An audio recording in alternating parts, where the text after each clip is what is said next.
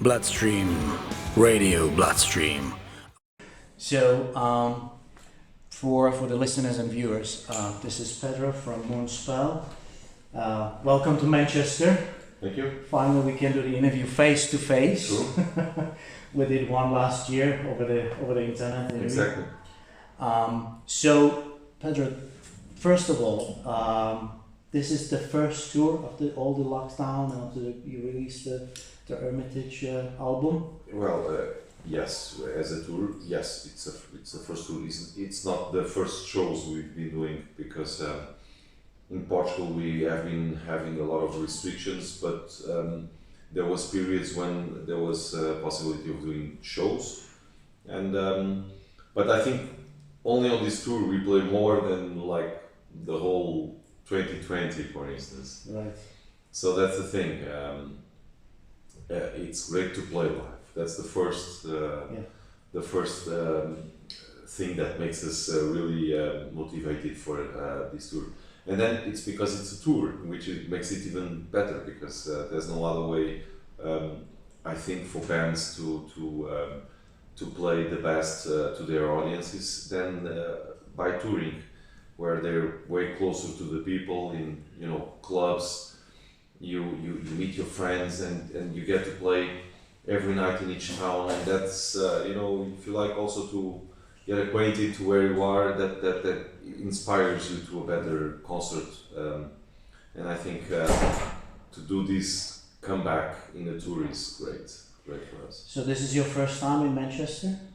It's not our first time, it's our second time, but I'm terrible with dates, and I would say that we played here like 8 years ago, 10 years ago, kind of. We were doing some shows in England and Belgium, and so we did some shows in a row in Manchester. There was a debut. Yeah. Tonight will be the second time.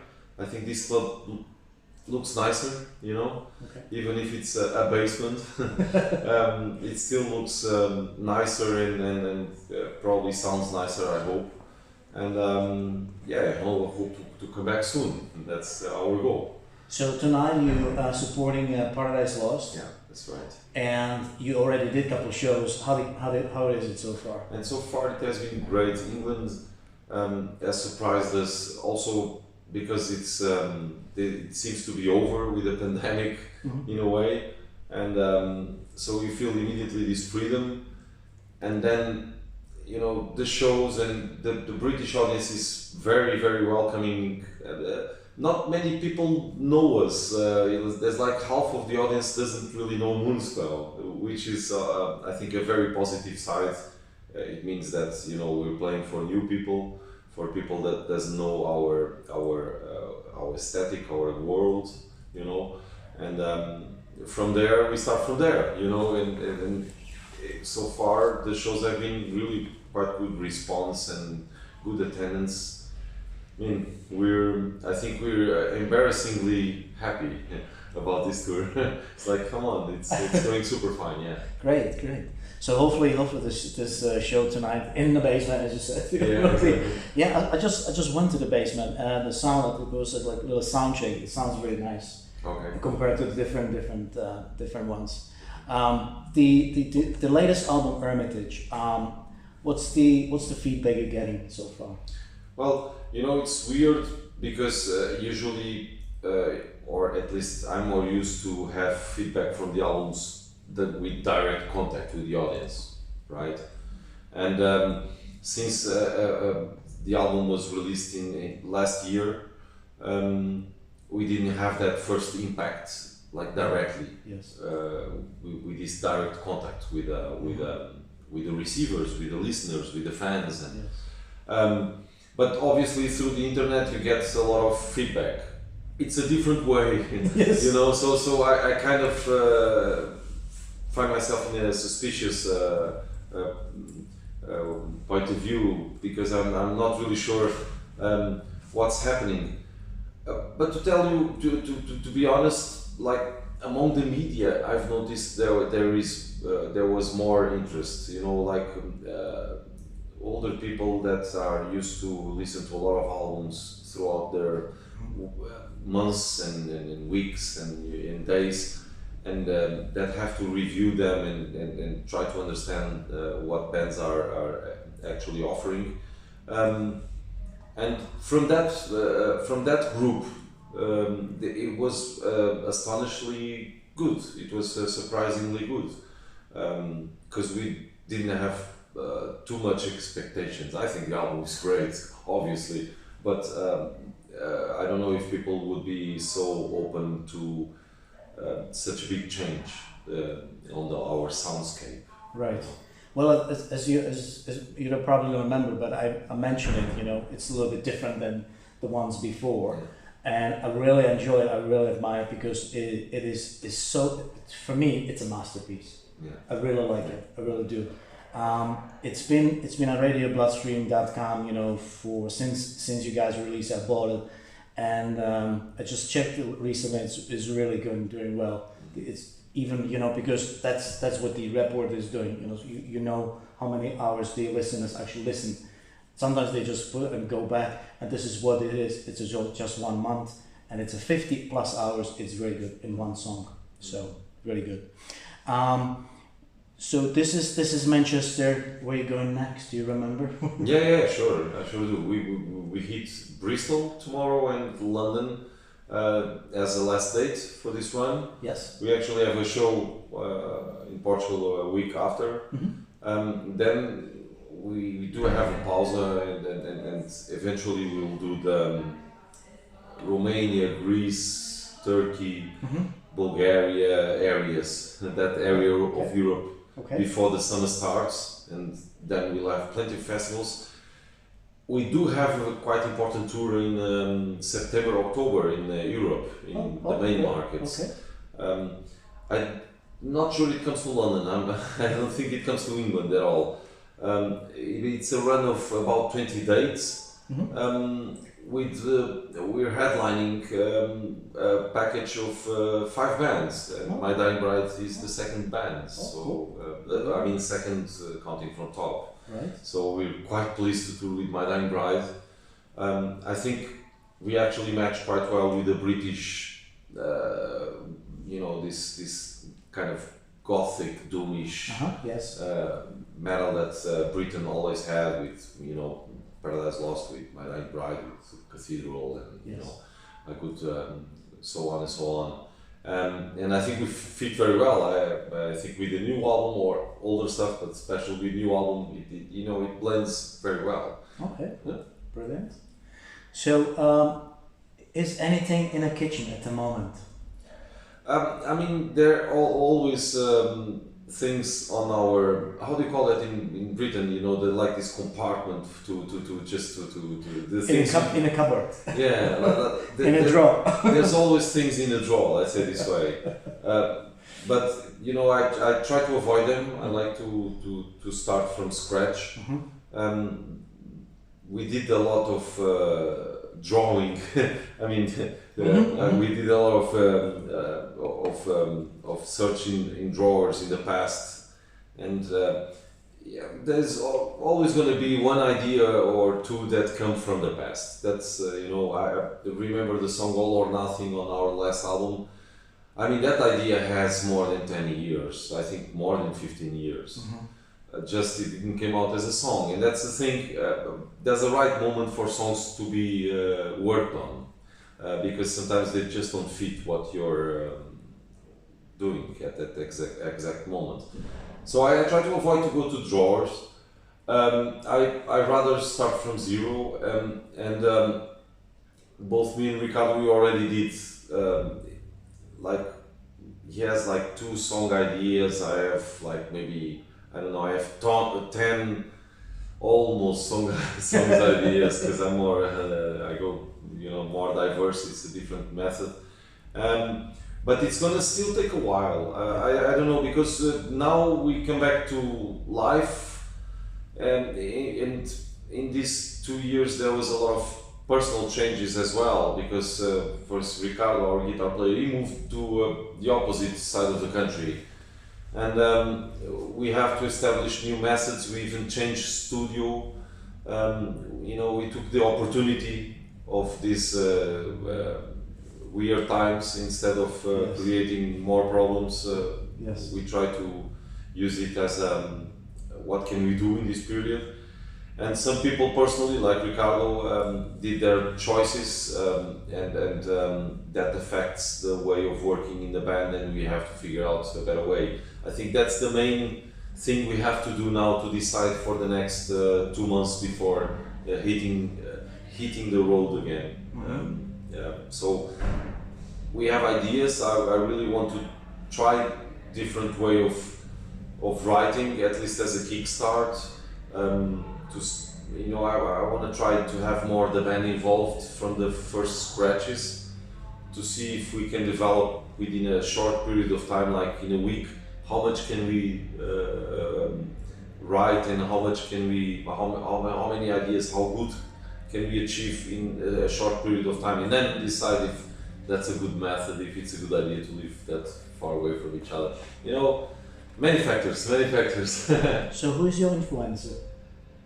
What do you mean about influencer? Because Who is your Gandhi was an influencer. like a band? Oh, musically. Musically, yes. Yeah, I think influences are stronger in the beginning of your times as a music lover. Even maybe before you start to play an instrument.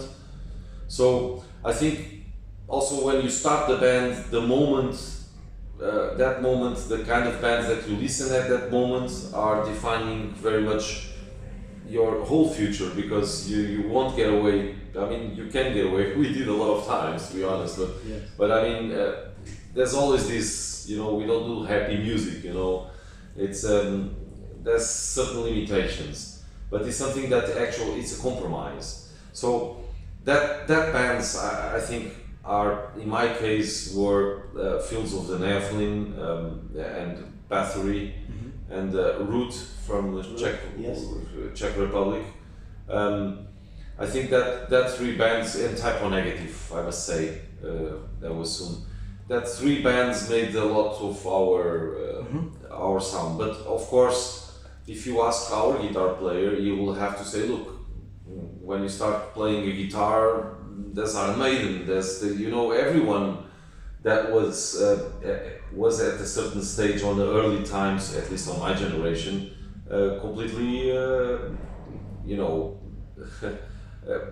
how to say, kidnapped by that, but that influences. I mean, they have to influence us. But nowadays, it's a whole different story. We did get a bit of influence from Pink Floyd for Hermitage, for instance, but then again, Fields of the Nephilim, they do sound a bit like Pink Floyd in a lot of textures, and so I wouldn't say that there was a direct influence, but I try to listen new bands every time, more and more, because I don't want to get too old-fashioned in what ideas may concern.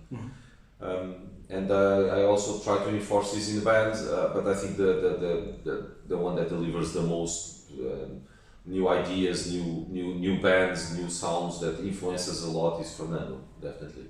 I mean, he knows more music than any of us together. I think we all some together want to have his musical knowledge, and a lot of stuff that I listen to, weird stuff, it comes from Fernando as well. So Pedro and Fernando, you both put into music together. Ricardo and Ricardo is my partner in terms of songwriting. But we love to have other guys dropping in ideas. That's something both me and Ricardo is so open for that, and it depends on periods of times. Our bass player Iris had some really cool contributions on our previous album, previous to Hermitage. On Hermitage, it was just this, he was getting divorced, always personal life affects persons, and at that time there was no, it just didn't happen. But I'm also curious I worked a lot with a new drummer for Hermitage, but things were mostly kind of already aligned how the drums should be, and it's something we want to do is to also start with the drums from an earlier stage, so that we get him more involved and eventually bring some fresh new ideas. Take advantage of the new guy, right? So, so Hermitage tonight, Paradise Lost, Moonspell. Will be any song tonight which we never heard before, maybe? Oh, I mean, in Manchester for sure, because we played only once and we have a new album out. I think we played like kind of 3 songs from Hermitage. I don't think we play 4 songs from Hermitage. Usually we play 4. Tonight I think we play 3. I don't know why. Fernando said the set list is a cool set list. And I mean, Moonspell is a band with a long career. It's hard to fit in 1 hour so much career. So there are many albums that are out of the set list, but on the other hand, we still play classics. Sorry, not classicals. Classics. Our own classics from Wolfart and the Irreligious, and then it's just a kind of our guts, what's going on here, and there's no big conspiracy theory behind the set list. A lot of times it's if we play Czech Republic, we know the audience kind of likes more this tendency, but we also have a personality and we want to show people our personality, so it's always a bit of compromise, but we don't, I mean, we overthink it, but before it too. Then we just make changes. Yeah. Okay. So you're saying you're setting up the playlist for every town different? It's a different? Yeah, we've been changing, changed a couple of songs, and we already, on this tour, it's a short run, but we already changed the order also, like I know Extinct, it's a song we usually play from the album Extinct. Yes. And we were playing like middle, late, and now we're playing as very early. Oh, okay. So it's you always try to see how the audience reacts to the songs and try to have the best dynamic. Okay. Because it's also for the band, because a concert is not just artists performing art by themselves. It's completely different to play alone or in front of an audience. Yes. I think that's so obvious, but it's not as obvious to think that the concert is in between the audience and the band. So and different people, different culture, different way of reacting as well. And what you deliver, how you establish the best artistic communication is also trying to understand a bit the receiver, obviously. So who we will see tonight on a stage from Moonspell? Who? Yes. Yeah, you'll see. For those who don't know Moonspell very well, you'll see 5 wolves. 5 wolves. Five polite wolves from Portugal, still trying their best to live out of music, and to live out of music doesn't mean only in talking about materialistic. We mean also to do the thing we most like to do, and in a certain way we also have the need to do as artists, as human beings, and therefore these 5 wolves from Portugal will be very proud and very honored, especially to have such a culted audience as it is the British audience, with all the music history that everyone knows, and bands that has produced so many bands that have fulfilled our hearts so many times, and that's the 5 people you will see there. The show, it involves more people. It involves an audience, and that's will obviously, we have all the motivation. Let's see if we can pass it on to the audience. So 5 wolves. Yeah, 5 wolves, a Wolves. full moon. Full moon. And MOONSPELL. that's what we'll try to achieve tonight. Alright, cool. Thank you very much, You're more than Pedro. welcome. Appreciate the time. Yeah. And I can't wait for the show. Yeah, me neither. Alright, cool. Bye bye. Cheers. Take Thank care. you. Thanks.